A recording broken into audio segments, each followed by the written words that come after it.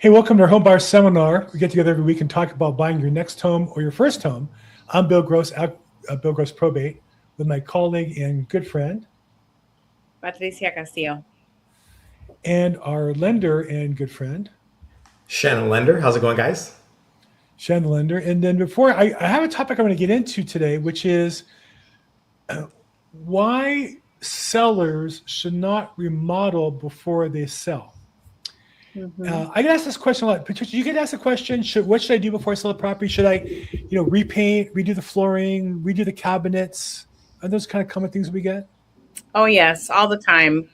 And I think this is a great topic because buyers that are purchasing homes, whether you're purchasing a home this year, next year, normally within 5 to 7 years, usually buyers will end up upgrading or they'll purchase another property. And so these are topics that will eventually come up once you purchase your property. So that, yes, I get asked that all the time. What are some things that I can change about my property? And should I install new flooring or should I completely change the landscaping outside? Right. So that's another thing that has come up. In fact, that came up on the listing we sold Bill in Los Alamitos a couple weeks ago.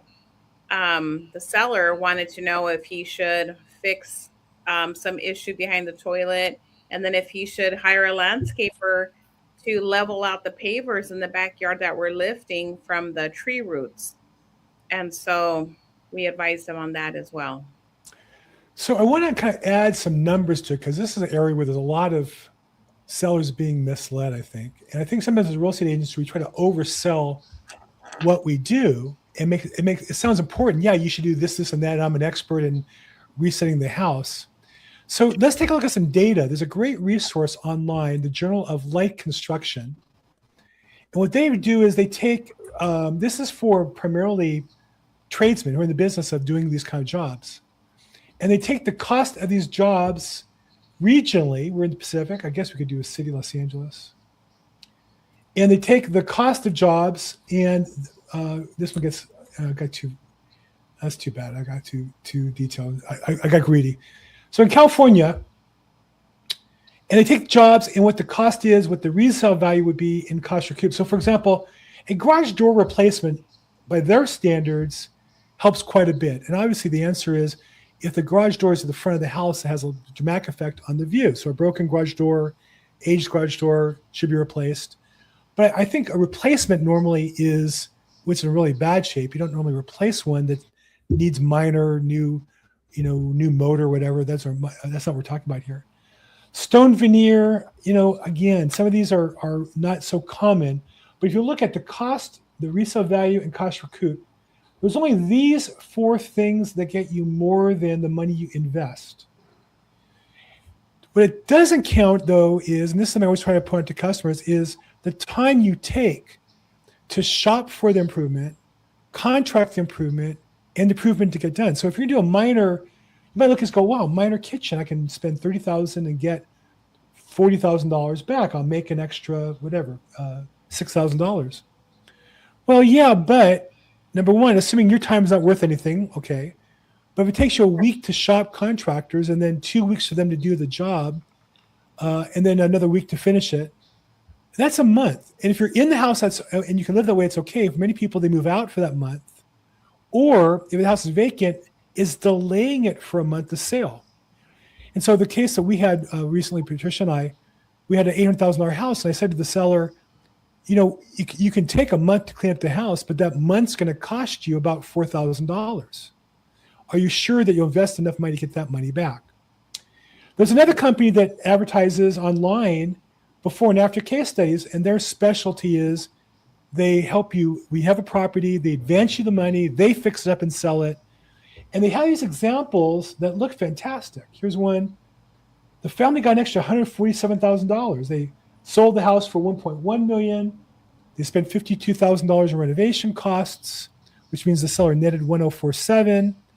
The other realtor told them they would get $900,000, so they made a profit of $147,000. Well, there's a couple obvious things to ask there. One is, well, who was the other realtor? How accurate was that number? Where did that come from?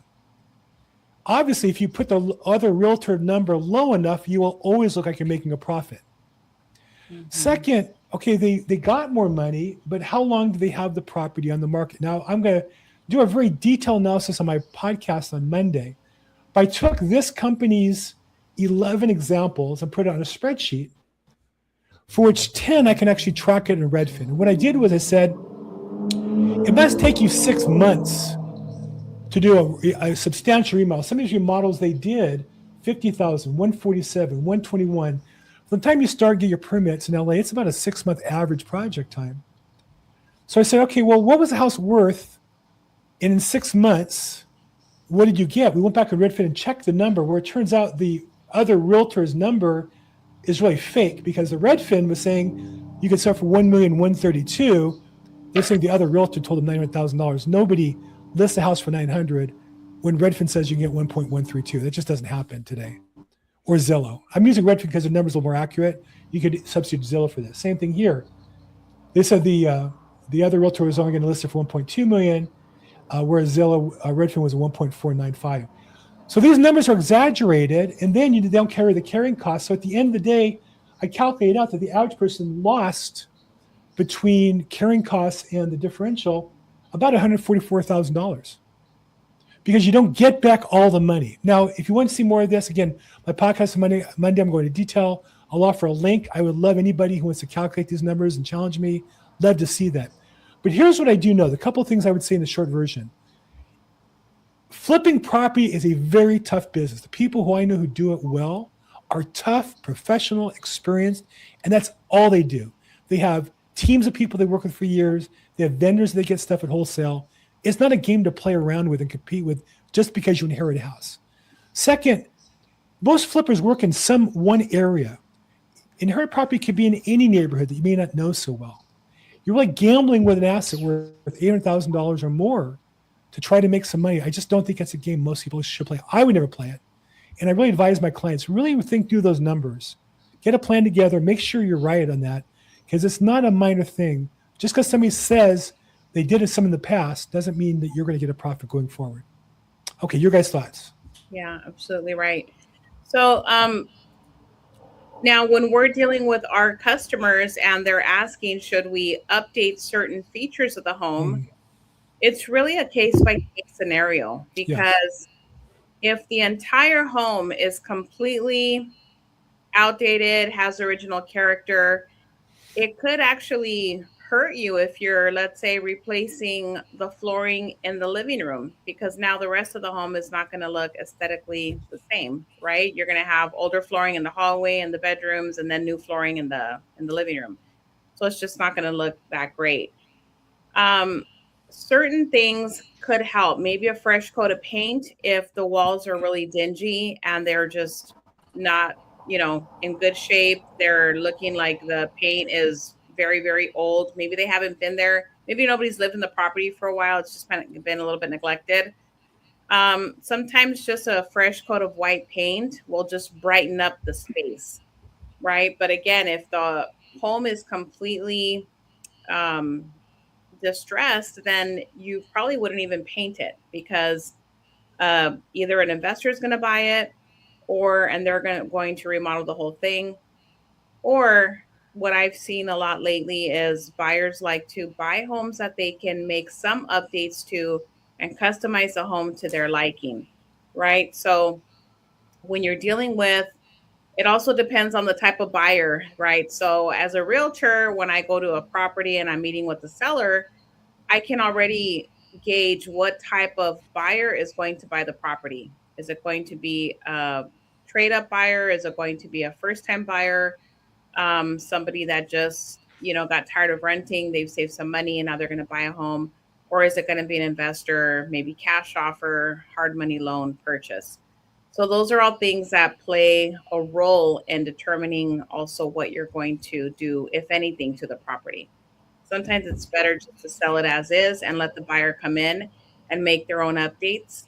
And this way they can also see the value in the property, because maybe they want to add a certain feature to the backyard, a play area for the kids, something like that. Maybe they want to add a whole rock slide to the pool and make it more fun.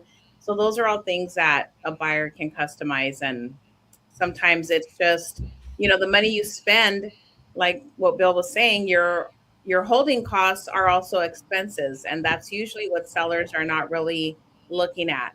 They're looking at what can we net more out of the sale by maybe updating the flooring or the kitchen or the bathroom, right? And so I've had that happen where a seller wants to customize a home, wants to make it more appealing to a buyer, but that's according to their taste. Then a buyer comes in and says, "Wow, this looks like it's brand new, but I don't like it. I don't like the color. I don't like the style, the finishes." So, yeah, it's really a case by case scenario. But I think one of the things that the sellers do not look at, as you mentioned, Bill, in your analysis right now, is what the holding costs are and the time it takes to make all of the repairs and find also a reliable handyman or contractor that's going to come in, complete the work, clean up daily, and then get the work done in the time that they estimated. Right. That's usually one thing that I've seen too, is where the projects get delayed and they get delayed again. So now instead of finishing in a week, it's maybe 2 or 3 weeks later, right? In the meantime, you're paying for your mortgage, you're paying insurance, you're paying your property taxes, your utilities. So all of those costs are your holding costs that are usually not included in the estimate that sellers are looking at when they're going to update something about the home. Right.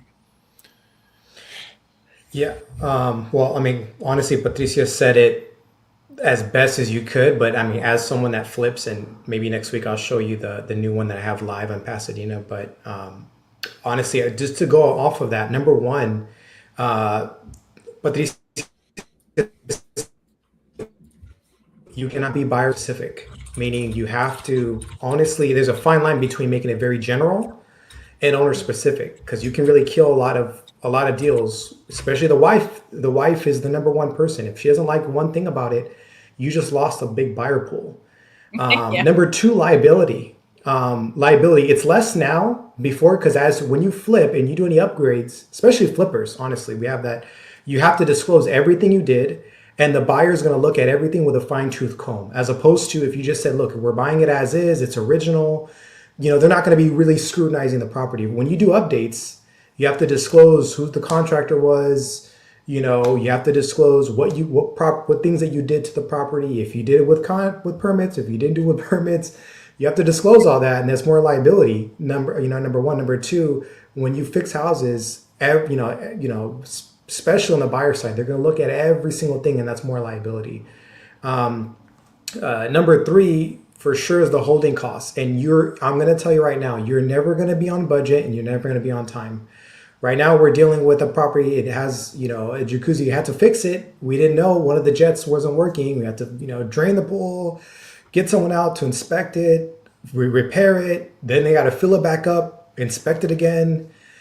It's just a whole thing. And, you're never going to be, like I said, you're never going to be on budget. You're never going to be on time. I can tell you that right now. I've never, and like Bill says, I have vendors that just work with me. I have people that are, we're in the front of the line, and it still doesn't get done. Another thing is material costs have just gone up. So and the last thing I'll say is, when you have something that is in original condition, the good thing is you have a buyer pool, because more people can afford it. The other thing is when you do improve a property, they have to factor in for the new property taxes. Higher property taxes, meaning it's a higher payment, meaning that there's less people that can afford that house now, and way more first-time home buyers. I mean, whoever's looking at this, you could probably attest to this. I'm seeing a lot more buyers that want to build their own equity. They want the house, they want to fix it, they want to do a lot of these things. So you're just, honestly, you're what does it say? You're cutting your nose to spite your face, something like, what is that saying? I forget what it's saying is, but pretty much you're trying to do all these things to get more money, when in reality, you're going to have more holding costs. All those are two opportunity costs. Let's say if you were to sell right now, I'm assuming, right, summertime is the time to buy it, but you're like, no, let me fix it. Let me be out and, let me put on the market in November, December. Yeah. who knows where the market's going to be, and you just lost a whole buyer pool because now the house is more expensive, and who knows where the rates are, who knows where the market's at. You just did all these things to get more money. Now you're getting less, and everyone wants a deal. Even if the house is pristine condition, they're going to try to pick at something that's wrong with the house. And like Patricia said, you probably did the kitchen, the roof, everything, but that one little hallway that has something wrong, they're going to try to do a request for repair and shave that off. So I'm with you guys. If you can sell it as it is, there's way more opportunity, and you get a chance to get maybe a cash offer that can close quicker. If you have it fixed up, I don't think someone that has cash is going to want that property, right? So Yeah, I think the other thing I would go back to again is there's data. There's what people say, and there's data. And I think there's a lot of talking points. People say, oh, if you do this, it raises the value of your property. Well, yeah, if you bury like 100 gold bars in your backyard, your house is worth more. It doesn't mean you should buy 100 gold bars and bury it in your backyard. A, they might get stolen. B, all you've done is buy gold bars and got paid more for the gold bars. You have to move the gold bars there. You have to insure the gold bars. You got to secure the gold bars. And it's a long way of saying that show me the data. And so here we have a data source that talks about the actual recouping cost. And the last thing I would say is if you own a house, you can improve it and enjoy living there and know that you'll get back some of that money when you sell it. Meaning, if you want a nicer kitchen and we spend $100,000, yes, it will cost you $100,000, but you'll probably get back about $80,000 if you sell the house 2 years down the road and you enjoy the kitchen for the 2 years that you're there, for whatever reasons you enjoy it. So I think those are things that people have to look at. The most improvements to the house are for your purpose. Unless you're in the business of improving, leave that to the professionals because it's a tough business. I don't know anybody in this market who flips a house and makes a fortune the easy way. That just isn't happening. Yeah, everything is just too expensive right now. Yeah, everything's tough. Okay, let's wrap up because we have a short version of some stuff to run on to today. Patricia, anything special you have going on, or where can somebody catch up with you or catch up with you this weekend, and what's going on with you? Yes, just showing property, open an escrow today, but I'm available if anybody wants to reach me. I'm available at 323-365-9909. Open escrow where? On what property? West Covina. Your condo. Finally. The one with the view. Yes. Finally, somebody's the winner there. I like to hear who that person is when it's done. Okay, good. And Shannon, the lender, how can somebody catch up with you? Yeah, obviously my phone number is 661-317-8484. My Instagram, Fun with Shannon. We got two of loans clear to close, another 2 escrows opened as well. So we're rocking and rolling. All right. Yes. Very good. I don't have anything new to talk about. No new escrows this week. No new listings yet. So we're going to work on that. But I am available. If I can help in any way, please reach out at Bill Gross Probate on social media. We have a new episode on this podcast every Friday. Look forward to talking to you soon. Thanks so much, everybody.